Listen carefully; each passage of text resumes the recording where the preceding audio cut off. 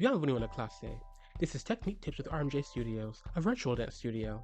Today, we'll be getting into another extremely common pattern in dance called en croix.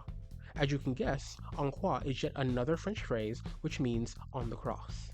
We'll be moving through our en croix pattern using our tendu in first position, so if you need a refresher, make sure you check out those videos. Now, moving through our cross pattern, we'll start off with our tendu forward. This is what we'll call our tendu avant, or devant depending on who you're working with. This literally just means tendu forward. Next, we'll take it into our tendu second position. This is our tendu à la seconde, or tendu to the second. Next is our tendu to the back, or tendu derrière. And finally, we'll take it back to our tendu à la seconde. And that's our en croix pattern. Avant à la seconde, derrière à la seconde.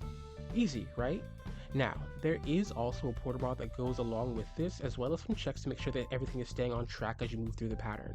We'll go over those next time, but for now, I'm Malone Jr., and this has been Technique Tips. Be sure to check out my full, live, online classes at rmjstudios.com for more.